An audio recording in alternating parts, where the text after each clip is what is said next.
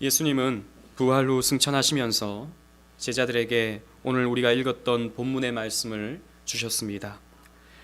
예수님의 육체로 주신 마지막 말씀이 바로 오늘 본문의 말씀인 것이죠. 그래서 예수님의 이 말씀을 우리는 지상명령이라고 표현하기도 합니다. 이 지상명령이라는 말은 사전적으로 의미를 살펴보면 절대적으로 순종해야 할 명령인 것이죠. 우리가 이 땅에 살아가면서 우리가 하나님을 믿는다고 할 때 절대적으로 순종해야 할 말씀이, 명령이 바로 우리가 읽었던 본문의 말씀입니다. 이 본문의 말씀은 바로 세계복음화, 세계선교의 메시지를 담고 있다 할 수 있겠죠. 우리는 지난 2달 동안에 우리 교회가 무엇을 이루어가야 하는지에 대해서 살펴보았습니다. 그래서 진리의 기둥과 터부터 시작해서 우리 지난주까지 계속해서 우리가 교회가 어떻게 섬겨야 하는지, 교회가 무엇을 해야 하는지에 대해서 말씀을 나누었던 것이죠. 이 시리즈의 말씀 가운데 오늘 마지막 말씀을 여러분들과 함께 나누면서 이 선교, 교회가 이루어가야 할 주님의 사명, 이 선교의 사명을 우리가 어떻게 감당해야 할지, 선교는 무엇인지에 대해서 여러분들과 함께 본문을 중심으로 해서 은혜를 나누고자 합니다. 첫 번째로 우리가 살펴볼 것은 선교는 예수님의 명령이다 라는 것이죠. 우리 아까 읽었던 18절 말씀에 예수께서 나와 말씀하여 이르시되 하늘과 땅의 모든 권세를 내게 주셨으니 라고 말씀하시면서 선교의 사명을 우리에게 주셨습니다. 선교는 사람들의 발상이 아니죠. 교회가 이렇게 생각해 볼 때 선교를 하면 좋겠다, 선교를 해야 교회가 더욱더 힘이 있어지겠다 라고 생각해서 사람들의 아이디어로, 사람들의 발상으로 시작된 것이 아니었습니다. 오늘 우리가 본문에서도 살펴보듯이 예수님의 명령에서부터 시작된 것이죠. 예수께서 가라사대라고 하는 이 예수님의 말씀으로부터, 이 예수님의 진리로부터 시작된 것입니다. 여러분, 예수님의 말씀은 진리죠. 예수님의 말씀은 우리의 메마른 영혼을 시원케 해주는 생수와 같습니다. 그래서 이 예수께서 가라사대라고 할 때 이 말씀은 우리가 꼭 기억해야 할, 생수를 얻을 수 있는, 진리를 얻을 수 있는 말씀인 것이지요. 그 말씀 가운데 가장 마지막으로, 여러분, 사람이 하는 말 가운데 마지막 말이 가장 중요한 것 아니겠습니까? 그래서 쭉쭉쭉 얘기하다가 마지막으로 그러면 그 말은 꼭 들어야 되는 거죠. 결론적으로 그러면 그 말도 참 중요한 말이 되는 것이죠. 마찬가지로 예수님은 마지막 순간에 이 마태복음의 결론적인 말씀을 주시면서 세계 선교의 말씀을 주셨으니 이 세계 선교는 얼마나 중요한 것이겠습니까? 그러므로 선교는 하고 싶으면 하고 안 하고 싶으면 안 해도 되는 것이 결코 아닙니다. 형편이 좋으면 하고 형편이 안 좋으면 안 해도 되는 것이 아닌 것이죠. 선교는 그리스도의 지상명령이므로 이 땅의 모든 교회는 이 선교의 사명을 감당해 내야 합니다. 우리는 선교 그러면 물론 세계 선교만 생각하는 경우가 대부분이지만 이 선교라고 하는 말은 사실 복음을 전하는 것 그 자체를 말하고 있습니다. 그래서 우리가 꼭 외국에 나가서 선교하지 않는다 하더라도, 우리가 외국에 선교사를 파송하지 않는다 하더라도 우리는 오늘의 삶 속에서 선교적인 삶을 살아가고 오늘의 교회 속에서 선교적 교회를 이루어가야 되는 것이죠. 복음 전파의 사명을 교회는 감당해야 된다라는 것입니다. 두 번째로 선교의 무대는 모든 족속 땅끝입니다. 여러분, 우리 어디 가서 선교를 해야 될까요? 아까도 말씀드렸다시피 온 땅이 선교의 무대다 그랬습니다. 19절 상반절 말씀 보면 그러므로 너희는 가서 모든 민족을 제자로 삼아 라고 말씀하셨습니다. 모든 나라, 모든 민족이 선교의 대상이고 선교의 무대다라는 것이죠. 예수님은 승천하시기 직전에도 이렇게 말씀하셨습니다. 사도행전 1장 8절 주보에 있습니다. 우리 다 같이 한번 읽어보도록 하겠습니다. 시작. 오직 성령이 너희에게 임하시면 너희가 권능을 받고 예루살렘과 온 유대와 사마리아와 땅끝까지 이르러 내 증인이 되리라 하시니라. 아멘. 성령이 임하시면 너희가 권능을 받아서 예루살렘과 온 유대와 사마리아와 땅끝까지 내 증인이 되라 라고 말씀하신 것이죠. 여러분, 땅끝이 어디겠습니까? 당시 이 사람들은요, 땅끝을 저 스페인, 포르투갈, 그래서 대서양 끝이 땅끝이라고 생각했습니다. 그래서 사도 바울도 이 땅끝까지 가려고 저 소아시아로부터 시작해서 또 그리스, 로마, 그래서 내가 저 끝까지 가야겠다라고 할 때 그곳이 바로 스페인 지역이었거든요. 아무튼 사람들은 그때 당시에 땅끝이 스페인이라고 생각했지만 그때 당시에 사람들은 지구가 둥근지 몰랐습니다. 여러분, 땅끝이라고 할 때 지구는 둥그니까 자꾸 걸어 나가면 어떻게 됩니까? 지구는 둥그니까 자꾸 걸어 나가면 결국에는 자기가 섰던 곳으로 갈 수밖에 없어요. 한 바퀴 도는 거죠. 그렇기 때문에 땅끝이라고 하는 개념은 사실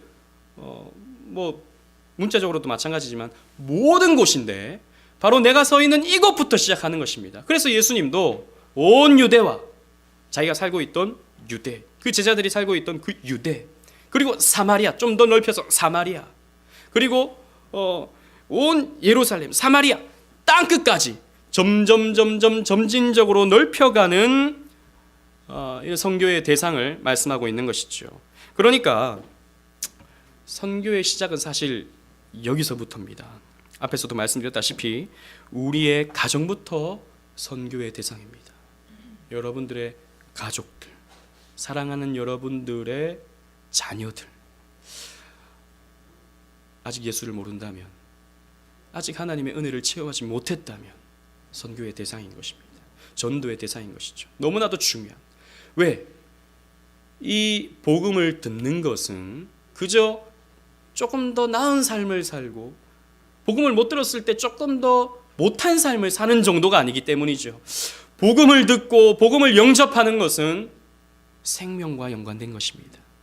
단순한 생명도 아닌 영원한 생명 혹은 영원한 죽음, 그것이 걸려있는 것이 구원이기 때문에 우리는 가장 사랑하는 가족부터 선교의 대상으로 삼고 전도의 대상으로 삼아서 복음을 전해야 하는 것이죠. 더 나아가서 우리의 직장, 우리의 일터, 우리의 생활하는 모든 무대, 이곳이 바로 선교의 시작점입니다. 그래서 우리는 이곳에서부터 복음을 전해야 하는 것이죠. 더 나아가서 우리는 이 도시, 우리 교회가 세워진 이 고촌 땅, 그래서 우리는 나가서 복음을 전해야 하는 것입니다. 전도지를 들고 때로는 전도 모임을 하면서 우리가 시간이 날 때 또 혹은 여건이 될 때 이 지역을 중심으로 해서 복음을 전해야 하는 것이죠. 또 뿐만 아니라 우리가 밟는 모든 땅, 이 나라, 아직 교회가 세워지지 않은 곳에 우리가 교회를 세워서 예수님을 믿게 만들고 예배를 드리게 만드는 것이 바로 교회가 감당해야 할 선교의 사명입니다. 또 이 나라를 벗어나서 아시아와 온 세계, 아직 복음을 듣지 못한 사람들이 여러분 많이 있지 않습니까? 아직도 저 실크로드 지역을 중심으로 해서 복음이 들어가지 않은 곳은 너무나도 많습니다. 교회가 세워지지 않은 곳은 또 여전히 너무나도 많습니다. 그런 곳에 우리가 선교비를 보내고 또 선교사를 파송하여서 교회가 세워질 수 있도록, 예배가 드려질 수 있도록 교회는 그 선교의 사명을 감당해내야 하는 것이죠. 그러므로 선교는 제한이 없습니다.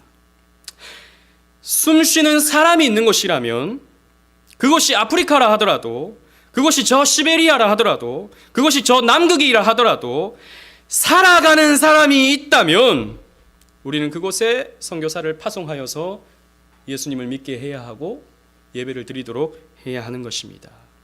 지난주에 우리 교단에서 새롭게 선교사님 한 명을 파송했습니다.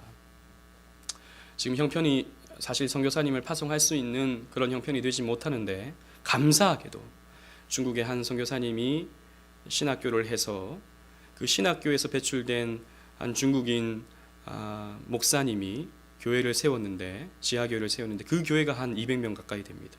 그래서 그 교회에서 우리가 선교사를 파송하겠다라고 해서 그 선교사님의 아들을 저 요르단으로 파송을 했어요. 여러분, 요르단은 이스라엘 옆에 있는 나라죠. 대표적인 이슬람 국가입니다. 저도 요르단을 한번 가본 적이 있었거든요. 성지 탐사를 가면서 이제 이스라엘부터 시작해서 저 요르단 그리고 이집트 이렇게 갔었는데, 거기는 하루에 3번씩 이상한 음악이 막 울립니다. 알라신께 기도해라 라고 하는 신호인 것이죠. 그런 곳에 선교사님을 파송했어요. 저는 그 선교사님이 예전에 저랑 같이 사역을 했었거든요. 제가 이제 국장이었고 저의 국원이었는데, 옛날부터 선교사 가고 싶다 그러더라고요. 어디 가고 싶냐 물어보니까 요르단을 가고 싶대요. 그래서 무슨 요르단이냐, 요르단 가서 무슨 전도를 할 수 있으며 그곳에 무슨 교회를 세울 수 있느냐, 차라리 좀 교회를 세울 수 있고 마음껏 전도할 수 있는 곳에 가서 복음을 전해라. 제가 그렇게 권면했는데, 제가 그동안 잊고 있다가 지난주에 보니까 파송을 받았더라고요. 참 요르단 하더니 정말 요르단으로 파송을 받았구나 싶더라고요. 여러분, 왜 요르단일까요? 그 교회 세우기도 힘들고 전도 자칫 잘못하면 순교할 수도 있는, 목숨을 잃어버릴 수도 있는 그곳에 왜 가는 것일까요? 우리 주님 말씀대로 땅끝까지 이르러. 아직 교회가 없는 곳이라면, 아직 그곳이 예배드리지 않는 곳이라면 땅끝까지 이르러 내 증인이 되라 라고 한 우리 주님의 말씀 붙잡고, 그 선교사님이 지난주에 파송을 받아서 사모님하고 아이 2 데리고 요르단으로 파송을 받았습니다. 이렇게 선교의 무대는 여기부터 시작해서 전 세계가 선교의 무대가 되는 것이죠. 선교의 내용은, 셋째로 선교의 내용은 제자를 삼는 것입니다. 선교는 무엇을 하는 것이겠습니까? 19절 말씀 20절 상반절을 읽어보면, 그러므로 너희는 가서 모든 민족을 제자로 삼아 아버지와 아들과 성령의 이름으로 세례를 베풀고 내가 너희에게 분부한 모든 것을 가르쳐 지키게 하라 라고 말씀하셨습니다. 제자 삼으라 라고 말씀하신 것이죠. 여러분, 일반적으로 성경에서 제자라고 사용되는 헬라어는 아콜루데오라는 말인데, 그런데 여기에서 제자 삼아라 라고 하신 우리 이 본문의 말씀은 마테디오라는 말입니다. 이 말은 가르치고 훈련시켜 학습자 혹은 생도로서 명부에 넣어라 라고 하는 뜻입니다. 즉, 예수님의 제자는 말씀으로 교육받아야 하고 말씀으로 훈련받아야 하여 하나님의 생명책에 그 이름이 기록되게 하는 것입니다. 즉, 제자는 단순히 가르침을 받는 대상이 아니라 철저하게 훈련받아 가르침대로의 삶을 살아내는 존재가 되어야 되는 것이죠. 여러분, 그렇기 때문에 1차적으로 선교의 사명을 감당해야 하는 교회가 바로 주님의 제자가 되어야 됩니다. 단순히 교회에 와서 좋은 말씀 듣는 것에서 그치는 것이 아니라, 여러분들은 이곳에서 말씀으로 훈련받아야 하고, 여러분들은 그래서 점점점 자라가야 하고, 그래서 여러분들은 삶 속에서 그리스도인으로서 소금과 빛같이 살아내야 되는 것이죠. 그게 여러분 주님의 제자가 되는 것입니다.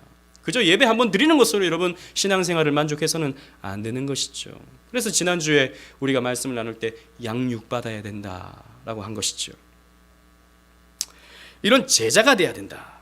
그리고 삼위일체 하나님의 이름으로 세례를 줘라 라고 우리 주님 말씀하셨습니다. 세례라는 말은 우리가 공부를 많이 했지만 밥티조라는 말로서 물에 잠그다 라는 뜻을 가지고 있습니다. 즉, 세례를 줘서 새롭게 거듭나게 해라. 이 전도받은 사람을 거듭난 성도로서, 거듭난 사람으로서 사명 감당하게 해라 라고 하는 주님의 명령인 것이죠. 그런데 삼위일체 하나님의 이름으로 세례를 준다는 것은 어떤 의미를 갖고 있냐면, 하나님이 작정하시고, 성부 하나님이 작정하시고, 성자 예수님이 그 구원을 성취하시고, 성령 하나님이 그 구원을 적용하심으로 이 사람은 구원받았다라고 하는 공적인 선언인데, 그 역할은 바로 교회가 하는 것입니다. 즉, 교회가 하는 중요한 사명 중에 하나가 세례 주는 것이죠. 그래서 우리는 1년에 몇 번씩 여러분들을 교육하고 새로운 분들을 학습 주고 그 다음에 또 6개월 동안 공부해서 세례를 주는 것이죠. 이게 교회의 사명입니다. 그래서 거듭난 그리스도인으로서 새로운 피조물로서 이 세상을 살아가도록 만드는 것이 교회의 사명입니다. 다시 말해서 제자 삼고 세례 주는 일은 교회를 세워라 라고 하는 말과도 연결될 수 있습니다. 무슨 말이냐면 선교는 그저 어려운 환경에 있는 사람들에게 빵을 나눠주는 것이 아니고 집이 없는 사람들에게 집을 지어주는 것이 선교가 아니고 의술을 가지고 있는 사람이 자신의 의술로서 병을 고쳐서 사람들에게 의료복지를 제공하는 것이 선교가 아니고 선교는 뭐냐면 그리스도의 제자가 되게 하고 세례를 베풀어서 교회를 세워 그곳에서 예배를 드리게 만들고 그곳에서 하나님을 섬기도록 만드는 것이 바로 선교다라는 것이죠. 지금 미국에서 파송되는 모든 대부분의 선교사님들은 그저 빵 나눠주고 집 지어주고 또 혹은 병 고쳐주는 정도로 그치고 있습니다. 물론 그 일도 중요합니다. 그게 이제 전도의 물꼬를 트게 되는 역할을 하기 때문이죠. 그런데 그것만으로 끝나면 안 된다는 것이죠. 제자를 삼아야 되고 세례를 주어서 교회를 세우는 그곳에서 예배를 드리게 만드는 것이 바로 선교의 내용입니다. 그래서 부족하지만 저희 교단은 선교사님을 파송할 때는 반드시 교회를 세우게 합니다. 그저 빵 나눠주는 것으로 그치지 말라는 것이죠. 그저 그냥 집 지어주는 것으로 만족하지 말라는 것입니다. 교회를 세우는. 그래서 세계교회 건설과 세계 복음화라고 하는 이 사명을 교회는 감당해내는 것이죠. 그리고 선교의 보증은 네 번째로 선교의 보증은 임마누엘입니다. 선교를 보증하시는 것이 바로 우리 하나님이 함께 하시는 것이다 라는 것이죠. 무슨 말이냐면 본문 20절 하반절 말씀에 볼지어다 내가 세상 끝날까지 너희와 항상 함께 있으리라 라고 말씀하셨습니다. 예수님은 선교의 사명을 주시면서 이 제자들에게 볼지어다 내가 세상 끝날까지 너희와 항상 함께 있을 것이다. 너희가 선교하는 그곳에 내가 너희와 함께 할 것이다 라고 말씀을 주셨습니다. 즉 선교사가 그 선교사 자신의 능력만으로 선교를 이루어가는 것이 아니라 주님께서 주시는 능력으로 그 선교를 감당할 수 있도록 하겠다라고 하는 주님의 말씀인 것이죠. 실제로 선교 현장에 가보면 저는 정말이지 어떻게 그것이 가능할까 싶을 정도로 놀라운 것을 저는 많이 보았습니다. 언어가 통하지 않아요. 선교사님이 아무리 말을 잘해도 아무리 공부를 해도 그 현지인 사람들과 대화가 잘 안 됩니다. 뭐 영어는 어느 정도 뭐 우리가 배워서 한다 손치지만 그래도 접할 수 있는 기회가 많지만 뭐 러시아어, 저 아랍어 뭐 이런 것들은 정말 아무리 공부해도 말이 아주 기본적인 것만 통하지 그 이상이 잘 안 됩니다. 근데 설교를 어떻게 합니까? 그 사람들에게. 또 문화적으로 너무나도 이질적이죠. 또 식품도 마찬가지입니다. 뭐 한국인들이 꽤 들어가 있는 곳은 그나마 좀 낫지만 한국인들이 없는 곳에서는 이 밥 먹는 게 굉장히 큰 곤욕이거든요. 한국 사람은 또 한국 음식을 먹어야 되는데 그거 못 먹고 현지식만 자꾸 먹으면 이 참 몸에서 이게 받아들여지지 않는 것이죠. 그래서 참 어려움을 당하는 선교사님들의 모습을 보게 됩니다. 그래서 어떻게 저기 교회가 세워졌을까? 제가 처음에 단기 선교로 간 곳이 카자흐스탄이었습니다. 카자흐스탄 알마티에 갔는데 교회가 세워지고 그 교회에서 전도를 해서 수많은 카자흐 사람들에게 복음을 전하게 되어서 교회가 꽤 규모 있게 이렇게 세워졌더라고요. 어떻게 이 교회를 세웠을까 처음에. 선교사님 제가 아는 그 선교사님이 뭐 유창하게 카자흐어를 하거나 러시아어를 하는 분이 아닌데 어떻게 교회를 세웠을까? 신통방통하더라고요. 예, 나중에 그걸 보니까 이 중앙아시아 지역은 저 연해주로부터 시작해서 중국 그리고 중앙아시아 뭐 카자흐스탄, 우즈베키스탄 이런 지역은 놀랍게도 고려인들이 다 있습니다. 옛날 스탈린 시대에 이 연해주에 살던 사람들을 전 세계 흩어버렸잖아요. 러시아 전역으로, 소련 전역으로. 그래서 우즈베키스탄, 카자흐스탄 이런데 고려인들이 소수로 다 남아 있습니다. 그래서 선교사님이 가서 복음을 전해야 하는데 말은 안 통하고, 그러니까 고려인들을 만나서 그들과 관계를 맺고 그들에게 복음을 전해서 이분들이 통역을 해주는 거예요. 이분들이 러시아 말로, 이분들이 카자흐 말로 통역을 해줘서 설교를 하고 전도를 하는 거예요. 그래서 지금도 선교사님이 한마디 하면 옆에서 통역하는 고려인이 또 이게 한마디를 하고, 이런 식으로 설교가 이루어지거든요. 그런데도 사람들이 은혜를 받으니까, 그런데도 사람들이 말씀을 통해서 은혜를 받으니까 한국 성도보다 훨씬 더 뜨겁게 예배하고 뜨겁게 찬양하고 뜨겁게 기도하는 모습을 제가 보면서 참 놀랍다. 어떻게 이런 일이 있을 수 있을까 싶은 겁니다. 어떻게 그런 일이 있을 수 있죠. 가보니까 우연히 그냥 고려인 만나고 우연히 교회 세우고, 그게 가능한 것이겠습니까? 어쩌다 보니 그렇게 된 것이겠습니까? 아닙니다, 여러분. 주님께서 함께 하시기 때문에, 주님께서 내가 너희와 함께 하겠다라고 보증해 주시기 때문에 선교는 열매를 맺을 수 있게 되는 것이죠. 그래서 선교사가 일하는 것이 아니라 하나님이 일하시기 때문에 선교는 이루어진다라는 것입니다. 그래서 여러분 마찬가지입니다. 우리가 나가서 전도할 때에 요즘 시대 사람들이 뭘 교회를 다니겠나, 이 추운 날 전도해봤자 사람들이 뭘 그렇게 교회를 오겠나, 이런 생각을 우리가 할 수도 있지만, 여러분 그거 사실 믿음 없는 생각입니다. 요즘 시대에 누가 교회에 올까? 믿음 없는 생각입니다. 여러분 나가서 전하고, 나가서 사람들을 만나고, 나가서 복음을 있는 그대로 전하면 거기에는 꼭 그 사람이 오진 않는다 하더라도 하나님께서 여러 사람들을 또 불러 모아주셔서 예배할 수 있도록 만들어주시는 것입니다. 그래서 전도는, 선교는 나가면 있고 안 나가면 없는 거예요. 나가면 열매를 맺고, 뿌리면 씨앗을 뿌리면 열매는 맺게 되어 있는 것입니다. 그래서 우리는 요즘에는 교회 안 돼, 요즘에는 전도 안 돼, 이런 생각으로 머물러 있는 것이 아니라 그래도 할 수 있다라고 하는 마음을 갖고, 그런 믿음을 갖고 나가서 전도의 씨앗을 뿌리고 선교의 씨앗을 전 세계에 뿌려야 되는 것이죠. 그러면 열매는 맺혀지게 되어 있는 것입니다. 언더우드 선교사님이 우리나라 처음 오셨던 첫 장로교 선교사님이시죠. 언더우드 선교사님이 처음에 한국에 와서 이렇게 기도를 했습니다. 여러분 잘 들어보십시오. 주여, 지금은 아무것도 보이지 않습니다. 주님, 메마르고 가난한 땅, 나무 한 그루 시원하게 자라오르지 못하고 있는 땅에 저희들을 옮겨와 심으셨습니다. 그 넓고 넓은 태평양을 어떻게 건너왔는지 그 사실이 기적입니다. 주께서 붙잡아 뚝 떨어뜨려 놓으신 이곳, 지금은 아무것도 보이지 않습니다. 보이는 것은 고집스럽게 얼룩진 어둠뿐입니다. 어둠과 가난과 인습에 묶여있는 조선 사람뿐입니다. 그들은 왜 묶여있는지도, 고통이라는 것도 모르고 있습니다.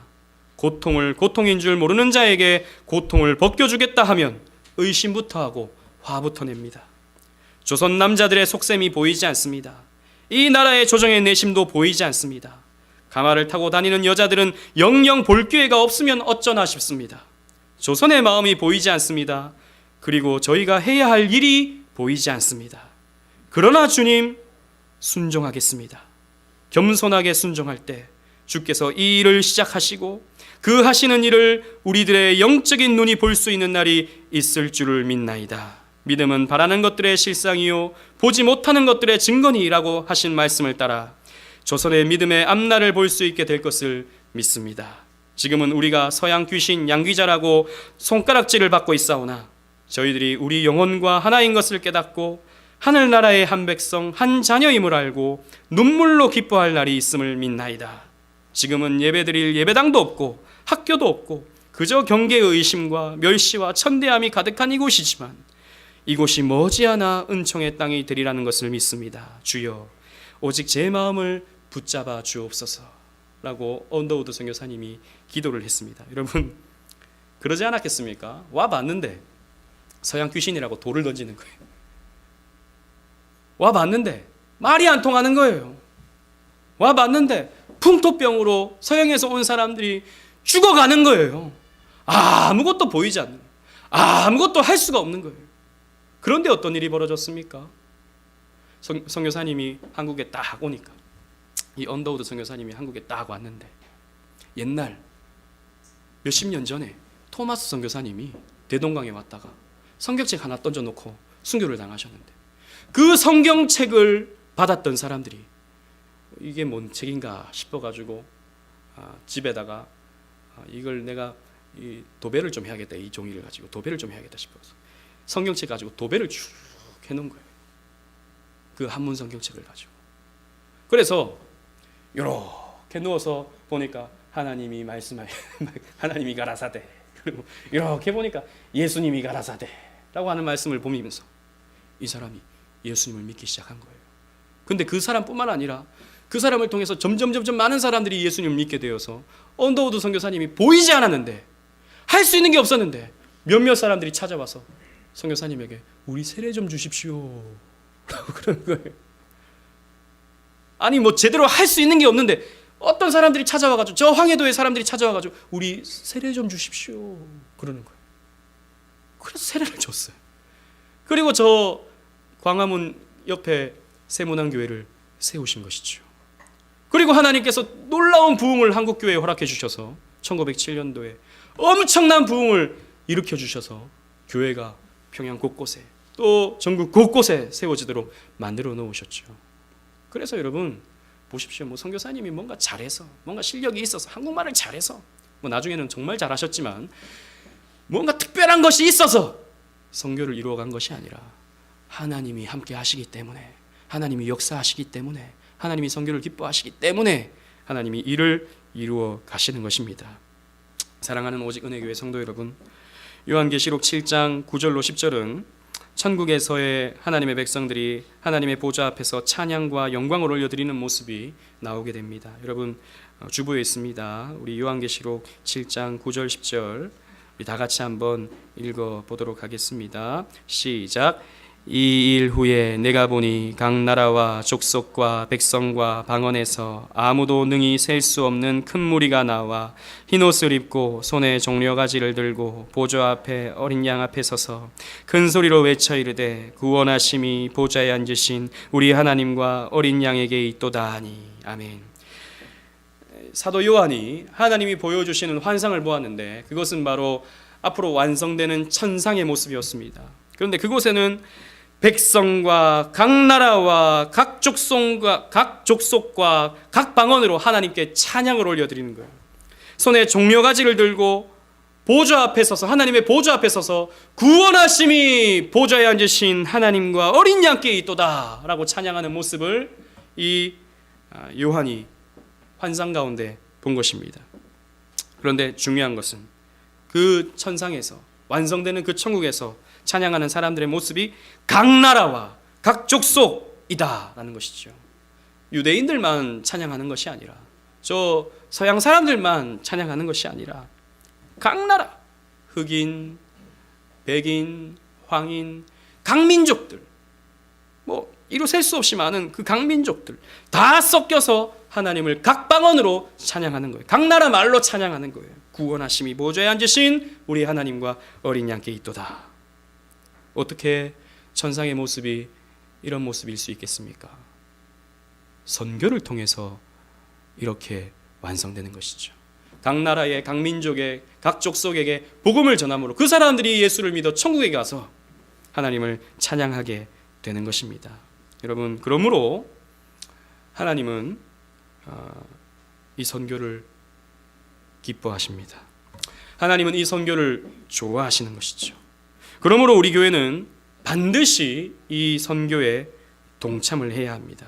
그래서 지금은 뭐 할 수 없지만, 지금은 우리 형편에 뭐 그렇게 할 수 있겠습니까만, 그러나 우리 교회가 앞으로 성장을 하고 또 하나님께서 우리 교회에 그런 여력을 허락하시면 우리 교회는 앞으로 선교사를 지원하고 선교사를 파송하는 일에 열심을 내야 할 것입니다.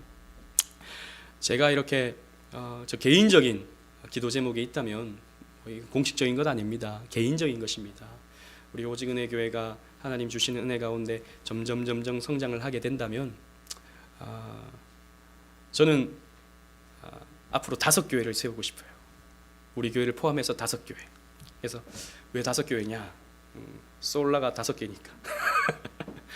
오직 성경교회, 오직 예수교회, 오직 믿음교회, 오직 하나님께 영광교회, 그리고 처음에 세워진 우리 오직 은혜교회. 그래서 우리 교회가 이렇게 조금 성장하면 분립해서 오직 성경교회를 세우고, 또 성장하면 또 분립해서 오직 믿음교회를 세우고, 또 한국뿐만 아니라 세계에 교회가 없는 곳에 선교사를 파송해서 오직 하나님께 영광교회를 세우고 오직 그리스도 교회를 세우는, 그래서 국내 국외 5교회를 우리 교회가 세우는 일에 쓰임을 받았으면 좋겠다라는 생각을 저 개인적으로 하고 있습니다. 개인적으로. 앞으로 뭐 공식적으로 할지 모르겠습니다. 저는 그랬으면 좋겠어요. 그래서 제가 이런 얘기들을 다른 목사님들, 다른 후배들에게 하면 후배들 가운데서는 목사님 저 시켜주세요.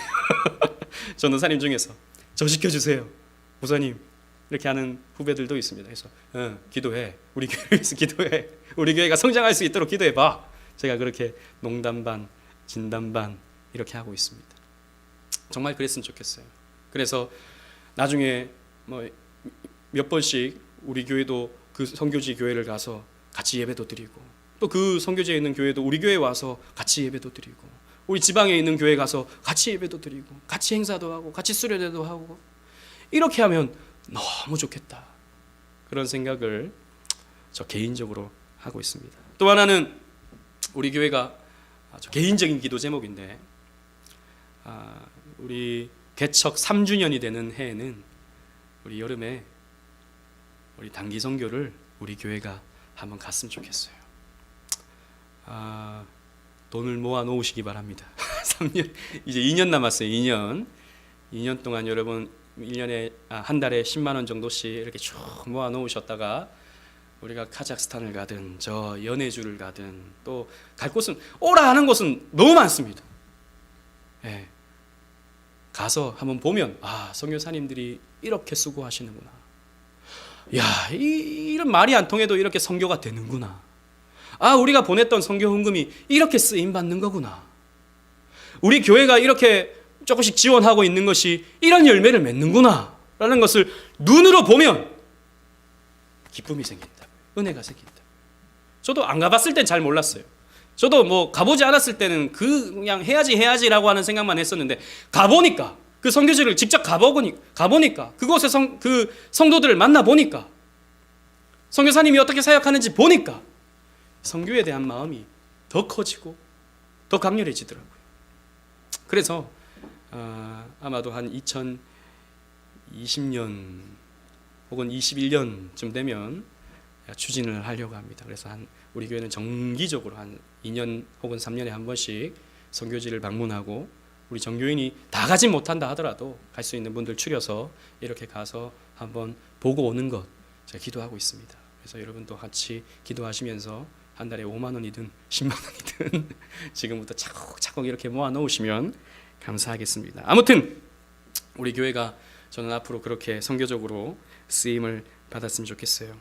그리고 지난 11월 달에 우리가 추수감사주일 하고 우리 교회 운영비로 다 쓰고도 남아서 선교지 가운데 어려운 선교지에 우리가 교회 헌금을 조금씩 이렇게 보냈습니다. 큰 돈이 아니에요. 정말 뭐 보낸다고 하기도 부끄러운. 그래서 제가 그냥 말도 안 하고 그냥 보내고, 그냥 아무것도 저는 뭐 인사 말하지도 않고 그랬는데, 또 선교사님들이 연락이 와가지고 아이고, 오직 은혜 교회가 이런 돈을 보내니까 이거 죄송하기도 하고 감격스럽기도 하고 그렇다고 그러시더라고요. 제가 대신해서 인사를 받았지만 우리 오직 은혜 교회를 그렇게 또 생각하고 축복해주는 우리 선교사님들이 또 우리 주변에 있다는 것을 여러분들 기억하시기를 바랍니다.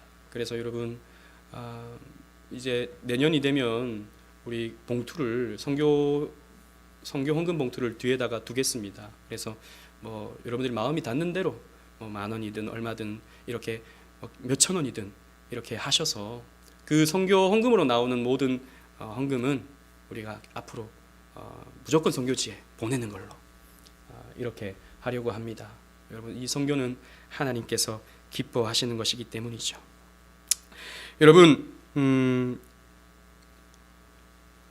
주님의 뜻을 완성하는 것이 선교라고 할 수 있는 것입니다.